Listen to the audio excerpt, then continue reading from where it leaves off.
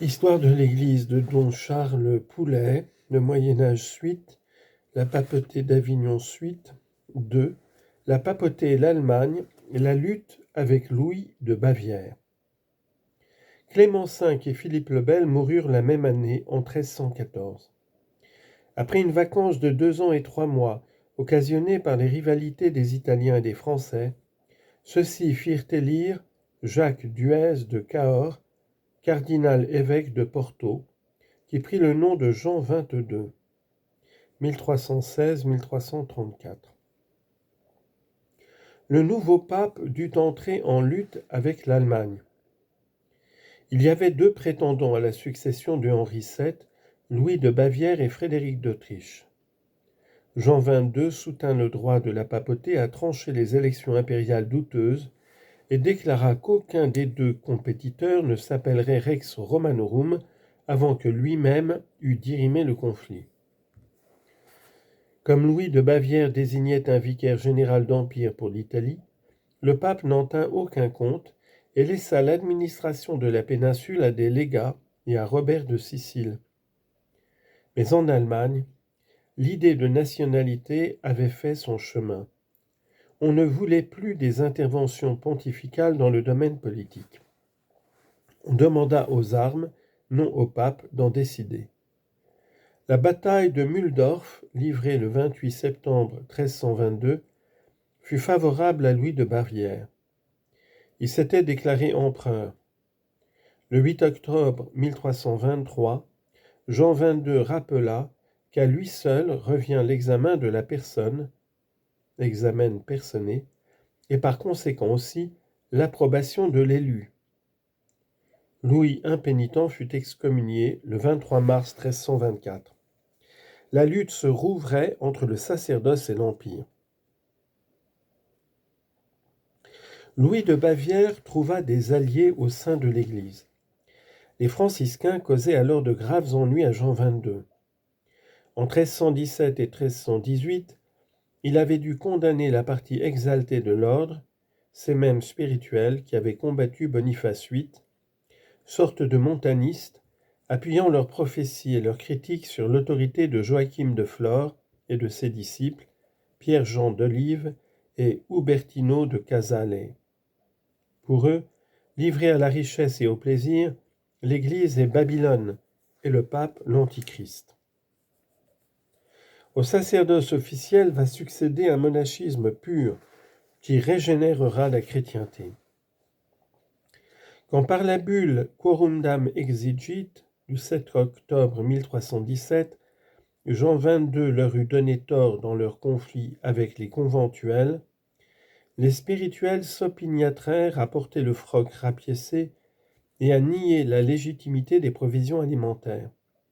Aussi, par les bulles Sancta Romana du 30 décembre 1317 et Gloriosam de 1318, Jean XXII dut-il excommunier expressément Fraticelle, Béguin, frère de la pauvre vie. Poursuivis par l'Inquisition, les opiniâtres furent emprisonnés ou brûlés vifs. Bientôt un conflit plus grave brouille Jean XXII, non plus seulement avec un groupe d'exaltés, mais avec l'ordre franciscain presque entier. En 1322, une polémique théologique s'engageait sur la question de savoir si le Christ et les apôtres avaient pratiqué la pauvreté jusqu'à ne rien posséder. Jean XXII évoqua à lui l'affaire. Il y cherchait une solution et prenait conseil quand, sans attendre, le général des frères mineurs, Michel de Cézanne, dans un chapitre général de l'ordre à Pérouse, se prononça pour l'absolue pauvreté, le 30 mai 1322. Le 12 novembre 1323, par la constitution Cum inter non nullos, Jean XXII condamna comme hérétique la déclaration de Michel de Cézanne, qui mandé à Avignon y fut gardé à vue. Mais nombre de franciscains suscitèrent une violente campagne de presse contre le pape. Louis de Bavière se posa en défenseur des révoltés. À Francfort, il fulmina contre le pontife d'Avignon une sorte d'excommunication laïque. En vain, Jean XXII jeta-t-il l'interdit sur l'Allemagne entière. Les frères mineurs, si populaires, vont faire campagne partout en faveur de l'empereur et empêcher l'exécution des sentences pontificales. Une aide fut encore fournie à Louis de Bavière par Marsiglio de Padoue et Jean de Gendun, qui dans leur Defensor Pacis posaient les principes d'un remaniement démocratique de la société chrétienne. Le pape n'est qu'un évêque comme les autres. Tout au plus a-t-il une vague prééminence morale. Les affaires de l'Église doivent être gérées par un concile, délégation de l'universalité des fidèles.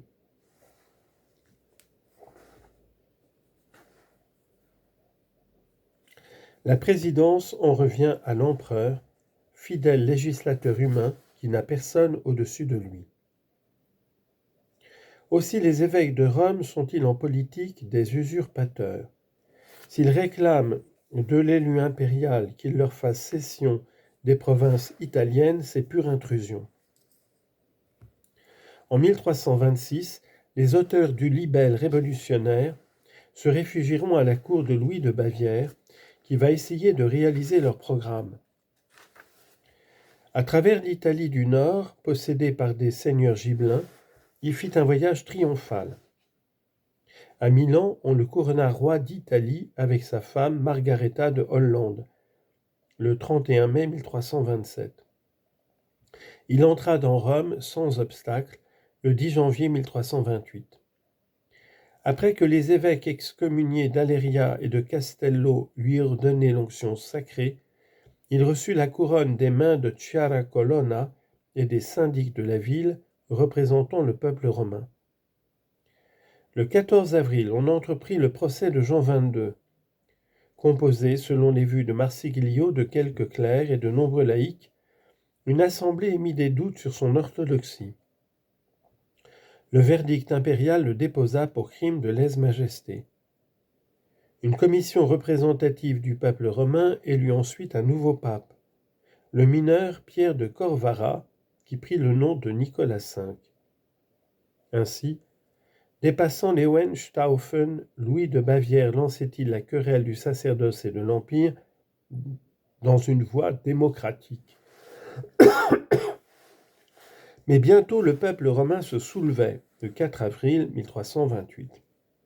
Louis dut quitter la ville impériale.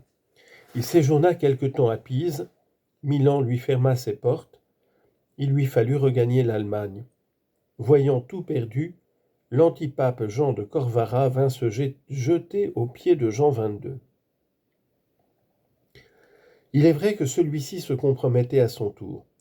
Dans un sermon du 15 décembre 1331, il prétendit qu'avant la résurrection des corps, les âmes séparées ne possèdent ni la vie éternelle, ni la béatitude proprement dite, ni la vision béatifique. De même, damnés et démons n'habiteront l'enfer qu'après la fin du monde.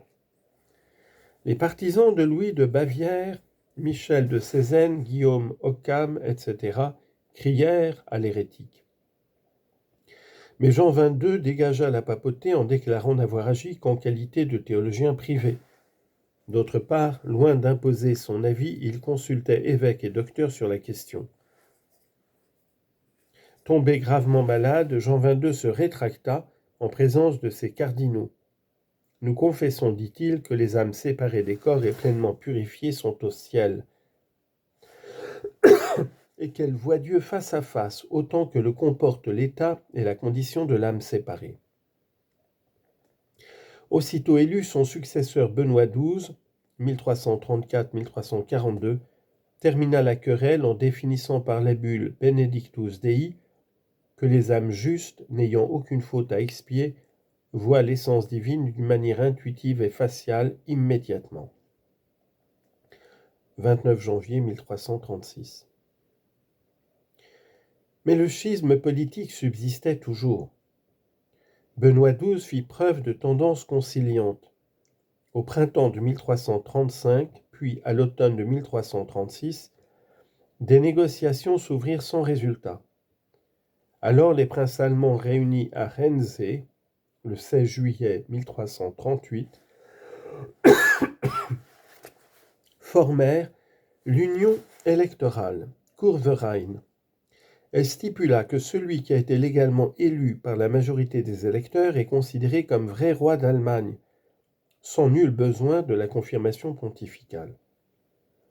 Louis de Bavière approfondit encore le différend en faisant contracter à son fils Louis de Brandebourg une union irrégulière avec Marguerite Maultasch, héritière du Tyrol, déjà mariée à Jean-Henri de Bohême. Le nouveau pape Clément VI, 1342-1352, excommunia Louis de Bavière le 13 avril 1346. Les princes, d'autre part, l'abandonnèrent et élurent à sa place Charles de Bohême, protégé du pape. La mort de Louis de Bavière, survenue le 11 octobre 1347, ferma d'ailleurs le conflit. Mais l'Empire acheva de se laïciser. En 1354, la bulle d'or déclara que l'élection serait faite par 7 princes, 3 ecclésiastiques, Mayence, Trèves et Cologne, 4 laïcs, Bohême, Palatinat, Saxe et Luxembourg. La conception médiévale disparaissait en place d'une chrétienté des nationalités jalousement autonomes.